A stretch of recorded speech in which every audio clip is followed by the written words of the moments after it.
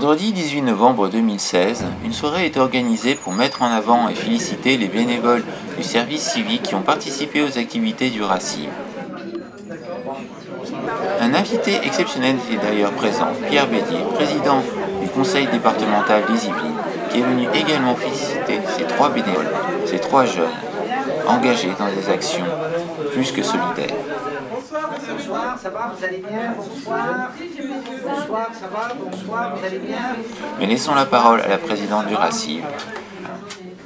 Chers amis, quand on reçoit chez soi des personnes que l'on aime, que l'on apprécie, il est l'usage de leur dire vous êtes ici chez vous. Alors, c'est doublement valable pour Pierre Bédier, puisqu'il est ici, bien entendu, en terre de connaissance, puisque M.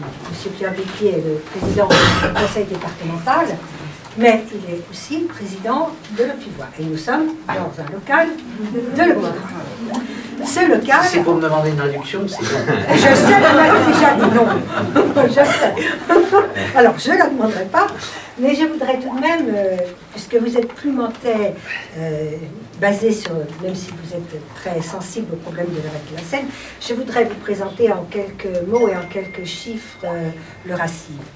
Le RACIV, ce sont des associations, c'est 93 associations que nous accompagnons, que nous aidons, qui viennent ici régulièrement. C'est presque un lieu de ressources. Ce sont des associations qui sont basées dans une douzaine de villes de la vallée de la Seine. Ce sont des associations qui représentent à peu près une quinzaine de pays, essentiellement des pays d'Afrique.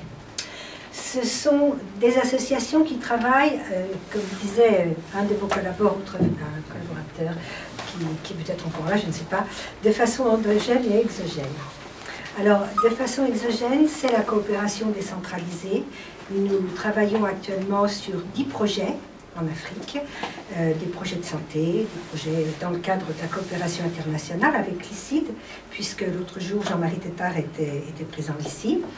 Et ces 10 projets, nous les aidons avec tous les partenaires institutionnels à les porter au cœur de l'Afrique. Et puis nous travaillons aussi de façon endogène, c'est-à-dire sur le terrain, ici, dans la vallée de la Seine, dans les quartiers, dans les villes. Et nous travaillons là à accompagner des projets que les uns et les autres, tous les bénévoles, portent avec beaucoup de courage, beaucoup de volonté, je dirais même beaucoup de volontarisme. Mais on ne porte pas ça tout seul. Nous avons tous les bénévoles qui sont là, nous avons tous les partenaires institutionnels, l'État, la région, le conseil départemental, les actions sociales, je dis toujours l'action sociale, mais je devrais dire les actions sociales, et puis nous avons naturellement les villes dont sont issues les associations. Et puis l'autre jour, il y a 5-6 jours, nous étions avec M. Yannick Blanc, qui venait saluer le travail citoyen qui est fait ici, notamment avec 9 des jeunes du service civique, les nouveaux et les anciens qui reviennent, qui continuent à être là, qui continuent à s'investir. Il faut savoir qu'en 5 ans, nous avons reçu une soixantaine de jeunes dans le cadre du service civique. Et cette notion de service civique et de citoyenneté est pour nous extrêmement importante. C'est le cœur de notre action, c'est le cœur de notre volonté, c'est le cœur de notre démarche. Alors à ce titre, le RACIV, naturellement, a ses propres actions en direction de toutes les populations. Nous avons des repas seniors pour briser l'isolement dans les bâtiments, dans les tours. On en a parlé souvent de ce vieillissement des populations qui sont un peu isolées. Nous avons les conférences citoyennes qui s'adressent tout public avec des intervenants de différentes catégories sur plein de thèmes qui intéressent la citoyenneté. Et puis, nous avons des cours d'alphabétisation sociolinguistique qui se font ou ici ou dans les foyers, puisque nous pensons qu'il faut aussi aller parfois chercher et tendre la main et ne pas attendre toujours que les gens viennent vers nous. Donc voilà, Monsieur le Président, ce que je vous ai résumé très largement ce que nous faisons. Mais puisque notre ami Anslo, partenaire privé et public en même temps, nous aide. Je vous donne ce document ressource qui résumera mieux que je ne peux faire tout ce que nous faisons. Et je tiens à vous remercier au nom de toutes celles et ceux qui sont présents ici, avant de céder la parole à Saïdou Thiam, qui est le fondateur du RACIV, et à Agnès, qui est votre collaboratrice. Avant de leur céder la parole, je voudrais vous remercier. C'est-à-dire que le RACIV est né grâce à Saïdou, d'ailleurs, qui m'avait sollicité, effectivement, au départ, d'une demande des associations de travailleurs migrants, de les aider dans leurs projets là-bas. Et donc on a monté ensemble avec Saïdou une formation pour les aider à élaborer leurs projets, donc là-bas, et très vite avec les travailleurs sociaux qui ont suivi la formation avec eux, on s'est rendu compte en fait que tous ici vous aviez une action très importante dans les quartiers. Alors Annette l'a décliné mieux que moi, mais ce qui a été important, c'est vraiment la rencontre de deux mondes, un monde institutionnel, un monde associatif, et de mesurer l'impact que chacun d'entre vous avait dans son quartier. Vous avez devant vous en fait les meilleurs médiateurs de la vallée de la Seine. Voilà. Alors, formalisés en association en France ou pas, mais en tout cas, ils ont tous une action auprès des jeunes, auprès des personnes âgées dans les foyers, auprès des mères. Alors, il n'y a pas beaucoup de femmes ce soir, je disais ça du tout, elles nous manquent. Mais voilà, qui sont très actives elles aussi, donc il ne faut pas les oublier. Il faut pas les oublier, mais cette rencontre-là nous a permis de travailler ensemble, a permis de changer les représentations qu'on avait les uns sur les autres, a permis d'ouvrir l'action sociale et de permettre à l'action sociale d'aller sur les quartiers et d'avoir un autre mode de relation avec tous les habitants des quartiers. Et j'ai envie de dire que cette action perdure, puisqu'elle a 5 ans. Hein.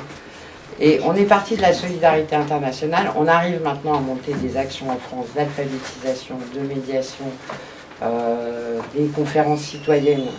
Où quand même on arrive, Serge est toujours présent aux conférences citoyennes, à mobiliser une centaine de personnes dans les quartiers au sein de l'action sociale départementale, sur des sujets qui vraiment donne lieu à des vrais débats de société. Donc je crois que c'est vraiment un exemple différent de collaboration habitants et institutions. Voilà, c'est tout ce que j'ai envie de dire, mais ça a été avant tout une belle rencontre avec vous. Merci Présidente, merci Agnès. Je pense que je vais dire 2-3 mots et permettre aux jeunes, parce qu'il s'agit des jeunes. Des fois, nous adultes, on a du mal à mettre en avant les jeunes. Ces compétences-là, ce travail formidable. Aujourd'hui, c'est agréable parce que simplement, nous avons des jeunes que nous avons accompagnés depuis 5 ans, 6 ans qui ont réussi. Il s'agit de cela. C'est ça qui est important. Il est important aussi de souligner, comme l'a dit la Présidente et Agnès aussi, que la coopération internationale nous a permis aujourd'hui de se retrouver sur ce terrain-là. Permet de changer effectivement le regard, de mieux travailler, de se rapprocher, de se tutoyer. Et change la donne. En tout cas, nous aujourd'hui au RACIV, nous avons pensé que c'était important d'utiliser cet outil-là, la coopération internationale, pour agir dans les quartiers. Aujourd'hui, cet espace-là, le président et le président de le pouvoir, c'était fermé pendant 21 ans, cet espace-là. Nous l'avons ouvert. Nous l'avons ouvert, cela veut dire que la coopération permet d'apaiser les quartiers. Aujourd'hui, ce quartier-là peut accueillir des personnalités aussi importantes dans le monde, que ce soit les écrivains, des agrégés comme la présidente du RACIV, des travailleurs, le président du département des Yvelines. C'est cet espace-là qui était fermé pendant 20 ans. Ça, c'est du concret. Ça, c'est la coopération internationale. Et quand on dit coopération internationale dans le département des Yvelines, c'est effectivement notre ami Pierre Bédier, parce qu'il y a bientôt 10 ans, lui, en 2007, qui a effectivement, avec Mantes-la Jolie, mis en place des conventions de partenariat avec le Maroc, avec un glissement de ramifications sur l'ensemble du continent africain. Après, il y a eu notre ami qui s'est excusé d'ailleurs, Jean-Marc Guetta, qui est membre du conseil d'administration du RACIV, qui s'est joint à lui. Aujourd'hui, c'est un binôme qui porte la parole du département des Yvelines dans le cadre de la coopération internationale, en espérant qu'effectivement, vous allez pouvoir convaincre vos amis décideurs au département pour effectivement venir voir un peu ce qu'on fait. C'est très très important. Aujourd'hui, nous participons à changer la donne. Et nous sommes aussi heureux que vous quittez Mantes-la Jolie. Nous, on aime bien Mantes-la Jolie. Le RACIF va à Mantes-la-Jolie faire des propositions au Mantois, dire qu'effectivement, voilà le chemin. Parce que là où effectivement beaucoup de gens ont échoué, c'est qu'on cloisonne les Marocains là-bas, les Béninois là-bas, les Congolais là-bas, les Sénégalais. Ici au RACIF, c'est pas ça. Vous voyez les têtes des gens.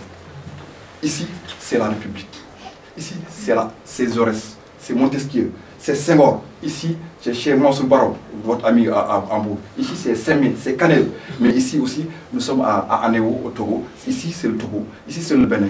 Ici, c'est le Mali. Ici, c'est la Bretagne. Ici, c'est la Vendée. C'est le métissage. Et c'est ça qui est important. Et c'est là où, effectivement, beaucoup de gens, effectivement, ce chemin-là, il faut l'emprunter. C'est le chemin, effectivement, qui règle des questions existentielles, de civilisation aujourd'hui. Parce que les gens ne se retrouvent plus, les gens ne discutent plus, n'échangent plus.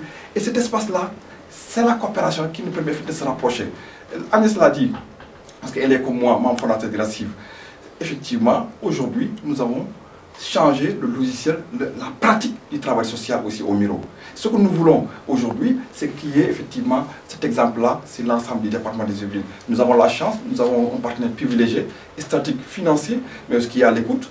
Nous pensons effectivement que nous allons être davantage liés à contribuer pour que nous accompagnons les collectivités, les habitants des autres coins effectivement du département à voir qu'il y a des possibilités, il y a des espaces qu'il faut créer, des espaces de frottement. Parce qu'il s'agit de ça, les gens ne se frottent plus, n'échangent plus, ne réfléchissent plus ensemble. Ici au RACIF, nous permettons effectivement aujourd'hui ce frottement-là.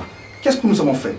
La présidente l'a dit, notre ami Agnès l'a dit, mais le plus important, monsieur le président du département des Yvelines, c'est qu'aujourd'hui, nous sommes le premier organisme à avoir l'agrément de service civique du département des Yvelines. En 2011, ça a été mis en place par Sarkozy et Martin Hirsch en 2010. Dès 2011, on s'est posé la question, qu'est-ce qu'on peut faire pour les jeunes? C'est comme ça qu'on a eu l'agrément, le premier. Qu'est-ce que nous avons fait? Nous avons effectivement permis aujourd'hui, une soixantaine, la présidente l'a rappelé, une soixantaine de jeunes à pouvoir effectivement faire leur service civique. Et ça marche très bien. Et le président de l'agence du service civique, quand il vient ici lundi, il ne quitte pas Paris 13e pour venir ici pour nous bosser. C'est parce qu'il y a un travail qui est fait, parce qu'il y a des résultats qui sont là, parce qu'il y a du boulot qui a été effectué. Et c'est sur ces jeunes-là. Aujourd'hui, Abdoulaye, on va donner la parole à Abdoulaye, mais aussi à Barou et à Mélissa, qui aujourd'hui invitent des enfants, des jeunes de 18 ans, qui donnent des cours aux migrants dans les foyers. Même leurs parents ont du mal à aller dans les foyers. Nous avons aujourd'hui des jeunes de 18 ans qui vont emprunter les chemins du foyer pour donner des cours de français, et le week-end et le soir. Ça change de logiciel, ça change la donne, et c'est très important. Et je pense que des jeunes comme Abdoulaye, il va tout à l'heure montrer ce qu'ils ont fait. Depuis la création de RACIF, on n'a jamais eu de site internet. C'est nos volontaires, c'est nos jeunes ici qui ont monté ce site-là, gratuitement. En moins de 2 mois, ils ont monté le site. On ne l'a jamais eu. Ça, c'est du boulot. Et ensuite, ces jeunes-là, ils ont été, comme nous, le RACIF, été reçus par le président de la République. Ce n'est pas tous les jours qu'on voit des organisations citoyennes dans nos quartiers ou ailleurs, ou même des élus, être reçus par le président de la République. On nous a ouvert le 31 août l'espace de l'Élysée. C'est très important. Dans l'actif des RACIF, c'est très important. Qu'on se rapproche et qu'on porte ensemble des choses. Et nous pensons qu'effectivement, après 6 ans d'existence, en général, il y a beaucoup d'organisations, il faut 20 ans, 15 ans, 30 ans. Nous, ça fait 6 ans aujourd'hui, jour pour jour, que nous existons. Aujourd'hui, nous avons terminé de démontrer que nous sommes aujourd'hui, nous avons la confiance des habitants, que nous faisons du bon travail, mais il faut continuer. Il faut continuer, et nous allons continuer parce que nous avons des jeunes aujourd'hui qui sont debout, qui viennent de Paris, qui vont de Versailles, qui vont des Miro, partout, qui pensent effectivement qu'il y a des choses à faire et qu'il y a un chemin qui est aujourd'hui balisé et que c'est pour eux. Bravo et merci beaucoup à tous les jeunes. On va faire aux jeunes. Vraiment quelque chose qu'il faudra mentionner. Donc quant à moi, j'ai fini mon volontariat, mais je pense que l'engagement citoyen ne doit pas seulement se limiter à un contrat de 8 mois ou un contrat de 6 mois. L'engagement citoyen, c'est quelque chose qu'on devrait faire du jour au jour. C'est quelque chose qu'on devrait faire quotidiennement, raison pour laquelle j'ai décidé de continuer mon bénévolat au sein des RACIF. Et par la suite, j'ai fait quelques recherches. J'ai vu qu'au niveau de la France, il n'y a pas une association qui regroupe tous les anciens volontaires de service civique. Vous savez que le service civique a été mis en place depuis 2010, comme l'a précisé M. Thiam, et nous avons été le premier organisme à avoir l'agrément de service civique. Depuis lors, il y a 60 jeunes qui sont passés par le RACIV pour faire leur service civique. Donc on s'est dit, il ne faut pas laisser ces jeunes partir, il faut les regrouper avec aussi les autres volontaires de service civique de toute la France au sein d'un organisme, au sein d'une structure pour pouvoir prolonger leur engagement citoyen, pour pouvoir mener des actions de citoyenneté d'une manière beaucoup plus efficace. Raison pour laquelle on a décidé tout récemment de mettre une association en place qui s'appelle l'Association des anciens volontaires de service civique. Lorsque M. Yannick Blanc était là, on lui a présenté l'association et il a apprécié, donc on va essayer de prendre des rendez-vous avec lui pour pouvoir également voir ça avec lui et comment élargir ces actions, comment élargir cette association pour faire intégrer tous les jeunes volontaires de service civique au niveau de la France. Ouais. Mon plaisir d'être parmi vous, d'abord en saluant Madame la Présidente du RACIV, en saluant Monsieur le maire, effectivement, d'Ophroville, mon ami, j'ose pas dire de toujours parce qu'on va penser qu'on est plus vieux que ce qu'on a l'air, mon ami Serge, et puis saluer Agnès, bien sûr, qui, tout en étant une collaboratrice, est aussi une complice, en tout cas intellectuelle. Et puis vous saluez, vous, Saïdou, bon, en vous disant que j'ai entendu vos propos, je voudrais quand même faire quelques nuances. D'abord, c'est vrai qu'Agnès m'a dit que vous aviez le sentiment qu'il y en avait que pour Mantes et que donc il fallait que je vienne au RACIV, donc je suis venu. Je vous rassure, il n'y en a pas que pour Mantes. J'essaye d'être le président de tout le département, de toutes les parties du département, les parties urbaines, comme d'ailleurs les parties rurales. Mais je vous en dirai un mot, parce que je crois qu'on est à un moment où il faut qu'on se parle ensemble, mais différemment, sans doute. Et il faut que chacun essaye de mieux comprendre l'autre. Et puis, je voudrais vous corriger sur un petit point, mais je le fais devant une agrégée d'histoire, mais en plus socialiste. C'est que vous me comparez à Jaurès. Je ne suis pas sûr que si vous dites ça aux socialistes du Mantois, vous allez connaître un grand succès.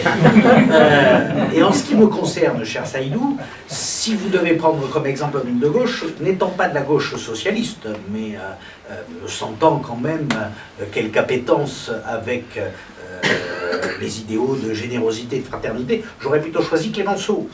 Et je ne choisis pas Clémenceau par hasard. Clémenceau est celui qui, à la tribune de l'Assemblée, a combattu la conception colonialiste de Jules Ferry. Alors je vous le dis, parce que c'est quand même important, Jules Ferry, homme de gauche, s'il en est, voulait la colonisation au nom de notre civilisation supérieure. Dans l'idée quand même, hein, donc on voit bien que, bon, et ça n'est pas ma conception. Là, de ce point de vue, je serai éternellement reconnaissant, et je pense que vous pouvez l'être, à Jacques Chirac, qui a fait inscrire, en obligeant le musée du Louvre à créer une salle réservée à ce qu'on appelle les arts premiers, qu'on appelait autrefois les arts primitifs, en précisant que toutes les civilisations se valent. Toutes les civilisations se valent, ça ne veut pas dire qu'elles sont équivalentes. Bien entendu, la civilisation européenne est beaucoup plus technologique que d'autres civilisations, mais considérer que parce qu'elle est plus technologique que d'autres civilisations, elle serait supérieure pour autant, est un leurre, une stupidité, et qu'il faut combattre. Et comme nous sommes dans une époque un peu compliquée, je voulais vous dire combien j'adhère, après avoir fait ces deux petites corrections, mon cher Saïdou, si vous me le permettez, je voudrais vous dire combien j'adhère aux idéaux qui sont les vôtres, à la méthode de travail que vous mettez en œuvre, que je trouve intelligente, pertinente, adaptée. Vous dire même qu'avec Jean-Marie Tétard, nous essayons d'aller un peu plus loin. Oui, nous avons commencé, la coopération décentralisée a été dans un premier temps conçue comme un outil de politique sociale, et ça le reste, et nous sommes heureux que ce travail continue, donc aller dans cette direction. Nous souhaitons aussi maintenant, et nous le disons clairement, que la politique de coopération décentralisée devienne aussi un outil de développement économique. Et donc, voyant le développement du monde africain, et en particulier d'Afrique noire, eh bien, nous pensons qu'il faut construire des ponts entre ici et là-bas, et que les enfants issus de l'immigration d'Afrique noire sont d'autant mieux placés pour participer à cet effort, et qu'ils peuvent aider comme ça les entreprises yvelinoises à pénétrer les marchés d'Afrique noire, mais aussi pour permettre le développement local d'une économie dynamique, ce qui a commencé de façon un peu plus forte au Maghreb, mais pour des raisons de développement historique. Voilà, et nous souhaitons, avec Jean-Marie, effectivement, partir aussi dans cette direction. Donc je le dis pour vous, jeunes gens, et je me réjouis quand je vais à Dakar de voir maintenant des jeunes Français d'origine sénégalaise revenir dans le pays de leurs ancêtres et participer au développement de ce pays en apportant la formation qu'ils ont reçue en France.